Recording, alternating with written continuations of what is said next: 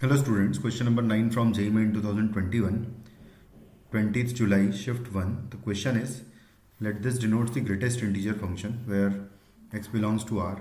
If the domain of the real valued function fx is equal to under root of modulus of greatest integer of x minus 2 upon modulus of greatest integer of x minus 3 is कुछ इस तरीके से है अगर, तो यहाँ से इसको कंपेयर करके ए बी सी का वैल्यू निकाल के हमें इनका सबका सम बताना क्या आएगा।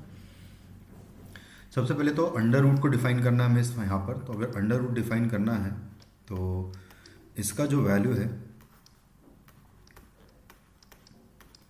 ये होना चाहिए greater than equal to zero. तो अगर ये greater than equal to zero चाहिए हमें, तो बेसिकली यहाँ पर दोनों को प्लॉट करूँगा तो 2 और 3 यहाँ पर आएगा प्लस माइनस प्लस।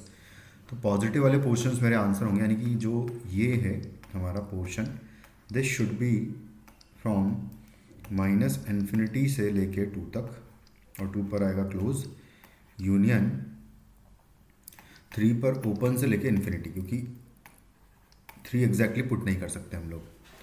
तो ये हो सकता है इसका वैल्यू।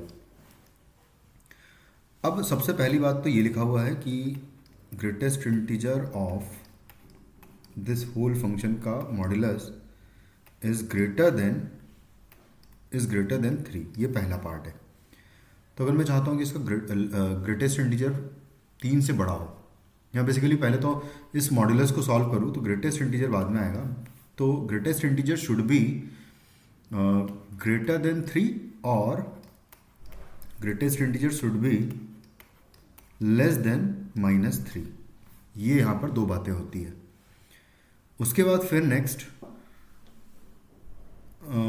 इसको सॉल्व करूँगा तो यहाँ से x की जो वैल्यूज आ रही वो आएगी x should be greater than और इक्वल टू हो सकता है 4, क्योंकि अगर 4 से कुछ भी छोटा नंबर आपने 3.5 भी पुट किया तो उसका ग्रेटेस्ट इंटीजर 3 हो जाएगा, जो कि इक्वालिटी होल्ड नहीं कर रही है यहाँ पर इस वजह से।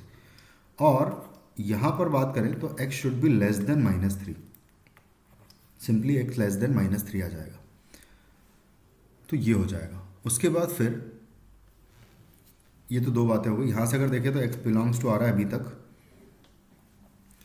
इन दोनों को सॉल्व करूँ तो x लेस देन माइनस 3 मतलब कि माइनस इन्फिनिटी टू माइनस 3, और यूनियन इस वाले पोर्शन को देखें तो ये है 4 टू इन्फिनिटी। ये है दो पोर्शंस हमारे पास अभी तक। दूसरा फिर यहाँ से इस वाले पोर्शन को भी देखेंगे हम लोग, तो ये लिखा हुआ है कि ग्रेटेस्ट इंटीजर ऑफ का modulus should be less than और इक्वल टू 2, और basically less than equal to 2 के साथ साथ ग्रेटर देन इक्वल टू 0 भी होना चाहिए, क्योंकि मॉड्यूलस है। या नेगेटिव वैल्यूज नहीं चलेगी, क्योंकि मॉड्यूलस कभी नेगेटिव नहीं हो सकता। तो बेसिकली यहाँ से आएगा कि ग्रेटेस्ट इंटीजर हमें चाहिए होगा -2 से लेकर 2 तक। -2 से 2 अगर मुझे ग्रेटेस्ट इंटीजर चाहिए तो x की वैल्यूज बेसिकली अगर देखा जाए तो x बिलोंग्स टू आएगा यहाँ से, x बिलोंग्स टू -2 से लेके और 3 ओपन तक आएगा, क्योंकि 3 ओपन तक जो ग्रेटेस्ट इंटीजर का वैल्यू मुझे 2 मिल सकता है।